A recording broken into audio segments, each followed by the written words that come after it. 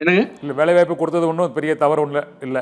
இந்த ஸ்டெர்லைட் துப்பாக்கி சூட்டில் உயிரிழந்தவர்களுக்கு வேலை வாய்ப்பு கொடுக்கவில்லை. கும்பகோணம் அந்த சார் அந்த அந்த தீ விபத்தில் கட்சியினுடைய அந்த உயிரிழந்தவர்களுக்கு கட்சியினுடைய அந்த இப்போ இந்த திருவள்ளூர் மாவட்டம் அமோனியா வாயு விபத்தில் ஒரு 18 பேர் இறந்துருக்காங்க. அந்த குடும்பத்துக்கு வேலை வாய்ப்பு இல்லை.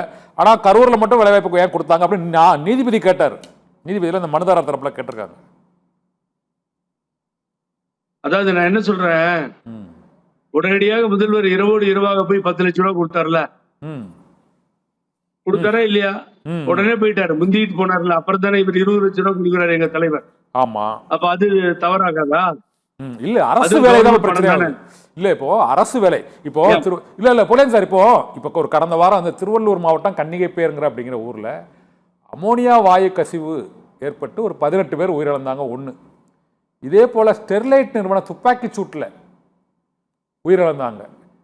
இது பல உயிரிழப்புகள் தொடர்ந்து கொண்டே இருக்கக்கூடிய சூழ்நிலையில் அந்த சம்பவங்களில் உயிரிழந்தவர்களுக்கு அரசு வேலை இதுவரை கொடுக்கப்படவில்லை.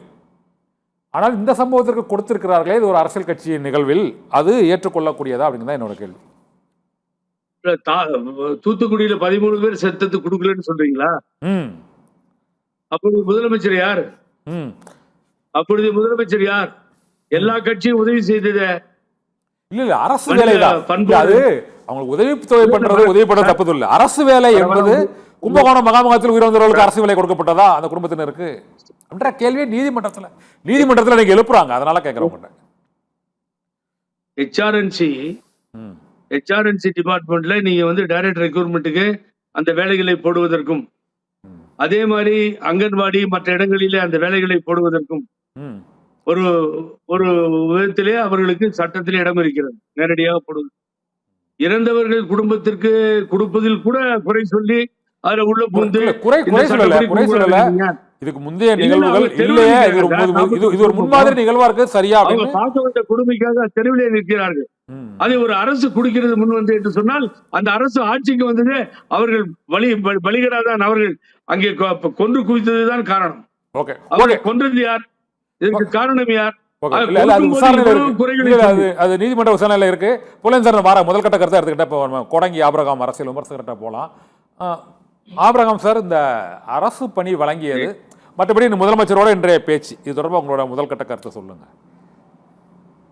சார். அந்த கருத்து பேசுவதற்கு முன்பாக சத்தியம் டிவி நேயர்களுக்கு வணக்கம். இப்ப எங்க அண்ணன் புகழேந்தி அண்ணன் வந்து எப்பவுமே நேர்மையா பேசுவாருங்க. அவர் அதிமுக இருக்கும் போதும் சரி, பெங்களூர்ல அம்மையார் வந்து அந்த ஊழல் வழக்குல சிக்கும் போது கூட நிறைய விஷயங்கள்ல மிக நேர்மையாக பத்திரிகையாளர்களோடு நல்ல தொடர்புல உறவுல இருந்தவர் தான் எங்க அண்ணன் புகழேந்தி. எப்போ தாவேகால போய் சேர்ந்தாரோ பூரா வாயை திறந்தா பொய்யா பேசிட்டு இருக்காரு. நீங்க வந்து ஏன் தூத்துக்குடியில கொடுக்கல, ஏன் அங்க கொடுக்கல அப்படின்னு கேட்கிற விஷயம் இல்ல. ஆனா அவர் என்ன சொல்றாருன்னா, ஜாதியே பார்க்காம வேட்பாளர்கள் நம்ம வந்து போட்டாரு, அதுலதான் வந்து ஜாதியை ஒழிச்சிட்டாரு, காசே கொடுக்காம ஓட்டு வாங்கினாருன்னு எங்க அண்ணன் சொல்றாரு புகழேந்தி அண்ணன். அவருக்கு நிறைய சோசியல் மீடியால வர விஷயங்கள்லாம் தெரியுதா தெரியலையான்னு தெரியல.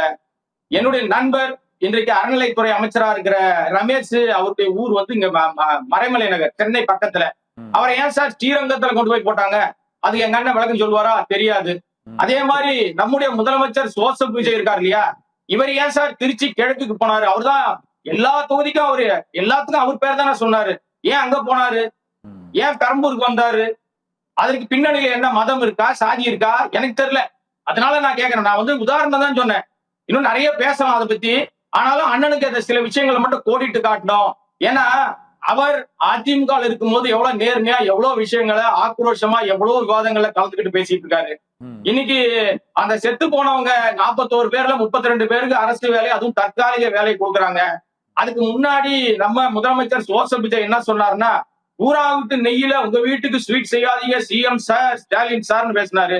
இப்ப யார் வீட்டு நெய் எடுத்து யார் வீட்டுக்கு சார் ஸ்வீட் செஞ்சுட்டு இருக்காரு? சார் யாரை பார்க்க வந்து செத்தாங்க சார்? அவங்க சுதந்திர போராட்ட தியாகிகளா சார்?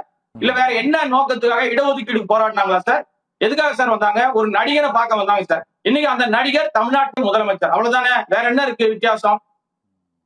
அவருக்கு எப்படி அரசு வேலை கொடுக்க முடியும்? இதுதானே கேள்வியா இருக்கு. இப்ப நீதிமன்றத்துல வழக்கு போயிருக்கு. அது என்னன்னா இல்ல நான் வந்து குறைச்சு மதிப்பிடல. ஆனா நான் தெளிவாக ஒரு கருணை அடிப்படையில் அந்த குடும்பத்துக்கு ஒரு முன்னுதாரணமா கொடுக்குறாங்க அவங்க. இப்போதைக்கு அவர் கொடுக்கட்டும் சார் காசு, அவர் பணத்தை கொடுக்கட்டும், கோடி கோடியா வச்சிருக்காரு, கொடுக்க சொல்லுங்க. கோர்ட்ல அரசு வேலை எப்படி கொடுக்க முடியும்? டிஎன்பிசில வேலை பார்த்து படிச்சு எக்ஸாம் எழுதி காத்துக்கிறவங்க பைத்தியக்காரனா சார்? எந்த அடிப்படையில கொடுக்குறாங்க? இல்ல கோர்ட்டும் இப்ப நம்ம புகழேந்தி சார் என்ன சொல்றாருன்னா, அவர் ஒரு மக்கள் வந்து ஒரு வலி வேதனையில இருக்கும் போது அந்த மக்களுக்கு ஒரு அரசு பணி கிடைக்கிறது தவறா ஒரு கருணை அடிப்படையில் கொடுத்துருக்காருன்னு புகழேந்தி சார் சொல்றாரு. ஆனா இந்த நிகழ்வுல நீங்க கொடுத்ததை விமர்சிக்கிறீங்க. இருங்க ஒரு நிமிஷம் சொல்லிடுறேன் சார், முடிச்சிடுறேன். தூத்துக்குடியில 13 பேரை குருவி காக்கா குருவி சொல்ற மாதிரி சுட்டு கொன்னாங்களே, அவங்க எதுக்காக போராடினாங்க? அவங்க நடிகரை பார்க்க வந்தவங்களா? அந்த மண்ணு நல்லா இருக்கணும், அந்த மக்கள் நல்லா இருக்கணும், சுற்றுச்சூழல் நல்லா இருக்கணும் போராடினவங்க. அப்ப அந்த மக்களுக்கு என்ன பண்ணாங்க? எந்த அரசாங்கம்? எங்க அண்ணன் பதில் சொல்லுவார், அப்ப இருந்த ஆட்சியாளரை கேளுங்கன்னு. சார் இது அனைத்துமே இந்த அரசு வேலை என்பது சர்வசாதாரணமாக எல்லாரும் கிடைச்சிடாது. அதற்காக படிச்சு எக்ஸாம் எழுதி காத்துக்கிட்டு இருக்கிறவங்க எவ்வளவு பேர் இருக்கான். அப்ப இந்த மாதிரி வரவங்க எல்லாம் கும்பலா செத்து போயிட்டா, அப்ப கள்ளச்சாரம் செத்து போயிட்டா கொடுத்துருவீங்களா வேலை? இப்ப நீங்க சொன்னீங்களே அந்த விஷவாயு தாக்கி, அந்த அமோனியா வாயு தாக்கி செத்து போயிட்டாங்களா வட மாநில மக்கள், அவங்க குடும்பத்துக்கு எதனா கொடுத்துருவீங்களா? எவ்வளவோ விஷயங்கள் இருக்கு சார். இது செய்வது அத்தனையுமே அதிகாரத்தினுடைய உச்சத்துல நம்ம உட்கார்ந்துருக்கோம். நம்ம என்ன செஞ்சாலும் யாரும் கேள்வி கேட்க மாட்டாங்கன்ற ஒரு அதிகார வெறியினால் தான் செய்யறாங்க. நான் என்ன கேட்க வரேன்னா, நீங்க முன்னாடி செஞ்சதை இப்ப திருப்பி மாத்தி செய்றீங்க நியாயமா? பழி போடுற அரசியல் எப்ப நிப்பாட்டுவீங்க? பழி போட்டுட்டே இருக்கீங்களே. இப்ப அண்ணன் கூட சொன்னாரு, கரூர் சம்பவத்துக்கு யார் காரணம்? ஓடிட்டே இருக்காரு. உங்ககிட்ட தான் ஆட்சி இருக்கு, ஆட்சி அதிகாரம் யார்கிட்ட இருக்கு? இப்ப யார் முதலமைச்சர்? நீங்க வந்து 60 நாளை தாண்டிட்டீங்க. ஏன் சார் இப்ப அண்ணன் கூட அப்பதான் போய் சேர்ந்திருக்காரு, 10 நாள் தான் ஆகுது. அதனால அவரை கேட்க முடியாது என்னால முழுமையா. ஆட்சி வந்து 60 நாள் ஆயிடுது இல்ல? 60 நாள்ல காவல்துறைய அன்னைக்கு சொன்னீங்களா? அன்னைக்கு காவல்துறைக்கு நன்றி சொல்லிவிட்டு இன்னைக்கு என்ன சொல்றீங்க? காவல்துறை தான் காரணம்ன்றீங்க. காவல்துறை அதிகாரி வெளியில சொல்லிட்டாரு. நன்றி சொல்லிட்டு தகவல் வெளியில வருது. போல ஆபரகம் சார் அவரு நன்றி சொல்லிட்டு என்னன்னா, அன்று அவர் பெரம்பலூர் மற்ற ஊர்களுக்கெல்லாம் போகும்போது கூட்டம் அதிகமாக இருந்தது, அங்க ரத்து பண்ணாங்க. அது போல கரூரில் காவல்துறை ஏன் ரத்து செய்யவில்லை? அவர்கள் ரத்து செய்ததுதான் நான் போயிருப்பேன் அப்படிங்கிறாரு. அப்ப யார் உத்தரவு போட்டா அங்க நடத்தணும் அப்படிங்கறதுதான் அவரோட சொன்னா கேட்கணும் சார். அதிகாரி சொன்ன பேச்ச கேட்காம பஸ்ஸ கூட்டு போனது யாரு? சொல்லலங்கறாங்க. கூட்டு போனது காவல்துறையா? சார் அவர்தான் அதிகாரிகள் பேசின வீடியோவே இருக்கு, ஆதாரம் இருக்கு. அதான் பொய் சார். வாயை திறந்தா பொய், உண்மையே கிடையாது சுத்தமா. நாம எந்த கட்சிக்கு ஆதரவும் பேசல. நீங்க குற்றவாளியா திமுக, செந்தில் பாலாஜி கொலைகாரனா புடிச்சு உள்ள போடுங்க, ஆதாரம் காட்டுங்க. ஏன் பொய் பேசிட்டு இருக்கீங்க? இன்னும் எவ்வளவு காலத்துக்கு இந்த பொய் சொல்லுவீங்க? இடைத்தேர்தல் ஓட்டு கேட்கறதுக்காக என்ன வேணா சொல்லுவீங்களா?